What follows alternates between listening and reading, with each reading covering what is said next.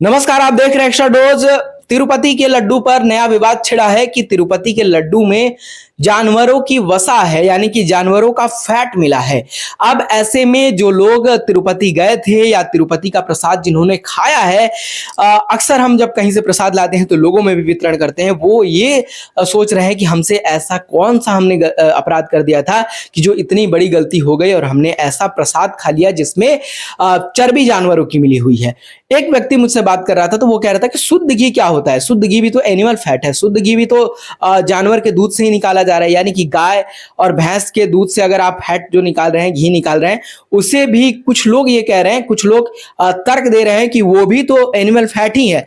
लेकिन यहाँ animal fat, जिस फैट की बात की जा रही है कि वो एनिमल फैट मिला है उस लड्डू में, वो है जानवरों की चर्बी, जिसे पिघलाकर एक तरीके से आप कह ले कि सस्ते में जो घी बिकती है उनमें यही फैट मिला होता है, जानवरों की चर्बी मिलाई जाती है ताकि वो सस्ते लेवल पर घी प्रोड्यूस किया जा सके और बाजारों में इसकी उपलब्धता सस्ते दामों पर होती है। तो कहीं ना कहीं अंतर समझना होगा कि एनिमल फैट क्या है। एक जो है वो दूध से फैट निकाला जा रहा है और एक डायरेक्ट एनिमल की चर्बी से फैट निकालना, दोनों में जमीन आसमान का अंतर है। यानी कि जो नॉनवेज नहीं खाते हैं या किसी भी तरीके से वो सुअर का मांस या फिर गौमांस यानी कि बीफ जो नहीं खाते हैं, वैसे लोगों के लिए तो बहुत बड़ा अपराध जैसा हो गया। उन्हें गिल्ट फील हो रहा है कि भाई मैंने क्या खा लिया, क्या कर दिया। अब तो पवन कल्याण जो आंध्र प्रदेश में है, उन्होंने कहा है कि मैं अब 11 दिन का उपवास करूंगा ताकि शरीर का शुद्धिकरण हो जाए। बहुत लोग कह रहे हैं कि ये तो सनातन के खिलाफ एक साजिश है। तो सनातन के खिलाफ ऐसी साजिश करके आप सनातन धर्म तो भ्रष्ट नहीं कर सकते, क्योंकि सनातन कोई एक खाने पीने की बात सिर्फ नहीं है, वो तो सोच में। आप सोच कैसे खत्म कर देंगे? मेरे अंदर जो सोच है, मेरे अंदर जो भक्ति है भगवान के प्रति, उसे आप सिर्फ एक खाने से, अन्न में अशुद्धता लाकर आप नहीं खत्म कर सकते। तो जो लोग ये सोच रहे हैं और जो लोग, बहुत लोग सोशल मीडिया पर कमेंट कर रहे हैं, तो कहीं ना कहीं एक छिटाकसी भी हो रही है इसको लेकर। लेकिन आप मानकर चलिए कि इससे इतना भी धर्म भ्रष्ट नहीं हो गया कि कोई व्यक्ति हिंदू ही ना रहा हो। इसकी परिभाषा बिल्कुल अलग है। लेकिन फिलहाल हम उस एनिमल फैट पर बात कर रहे हैं जो कि उस लड्डू में मिला हुआ पाया गया है। इस पूरे प्रकरण में एक बात जो सामने आई है वो ये है कि अभी तक इस बात की पुष्टि नहीं हुई है कि किस जानवर की उसमें चर्बी मिली है या क्या मिला है।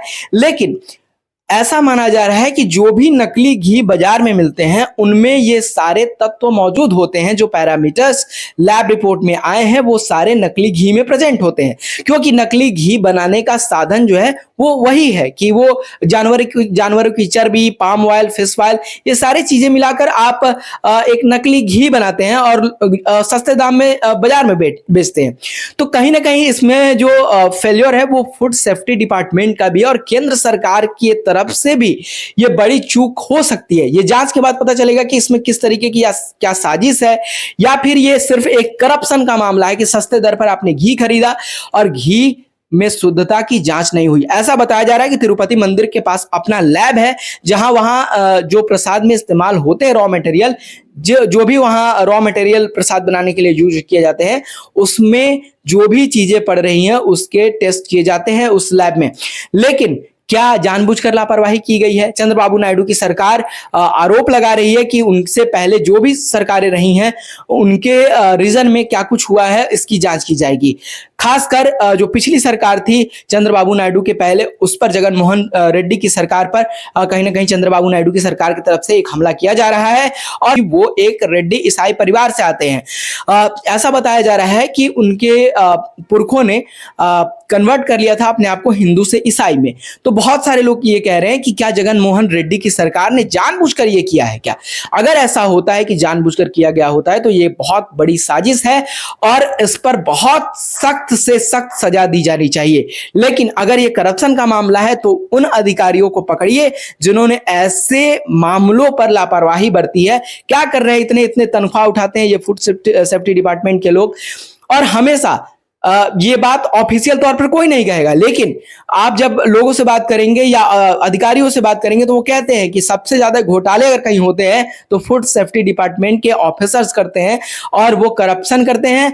आप हमेशा सुनते होंगे कि नकली दूध बाजार में मिल रहा है, यूरिया मिला हुआ दूध मिल रहा है, घी में नकली होने की बात आ रही है, मिठाइयों में नकली होने की बात आ रही है। आखिर ये हो कैसे रहा है जब एक डिपार्टमेंट इसके लिए बनाया गया है?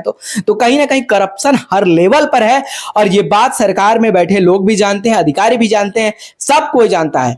लोग नीचे से नीचे खड़ा एक व्यक्ति से आप जब पूछेंगे तो वो भी इसमें बता देगा कि इसमें कहीं ना कहीं करप्शन जरूर शामिल है। तो ये साजिश है या करप्शन है, जो भी हो, इसमें जो लोग इससे संबंधित हैं, जिन लोगों ने लापरवाही बरती है, जिन लोगों ने जानबूझकर ये किया है, उन्हें सख्त से सख्त सजा दी जानी चाहिए, क्योंकि इससे करोड़ों लोगों की आस्था पर चोट पहुंची है। और दूसरी सबसे बड़ी बात यह है कि विदेशों में हमारे नाम कितने खराब हुए, ना जाने कितनी बातें की जाती है सनातन और हमारे हिंदू धर्म को लेकर, भारत के विषय में, लेकिन आखिर क्या मैसेज गया कि भाई भारत में जो लोग सैलानी आए होंगे, जिन्होंने नॉनवेज कभी नहीं खाया होगा, उन लोगों को ऐसा प्रसाद मिला और जब ऐसी खबरें वो सुनेंगे तो उनके दिल पर क्या बीतेगा? क्या वो भारत फिर से आने की कोशिश करेंगे? क्या वो भारत की सरकार पर, भारत की व्यवस्था पर उनकी विश्वास होगी क्या? तो ये बड़े सवाल है जो कि सरकार के सामने है, प्रधानमंत्री नरेंद्र मोदी के भी सामने है। उन्हें भी इस पर समझना चाहिए, जानना चाहिए और चीजों को, तथ्यों को जानते हुए एक कठोर से कठोर कार्रवाई करनी चाहिए। कोर्ट को खुद संज्ञान लेना चाहिए इस पर और इस पर जल्द से जल्द सुनवाई करनी चाहिए। फिलहाल इस वीडियो में इतना ही। देखते रहिए एक्स्ट्रा डोज।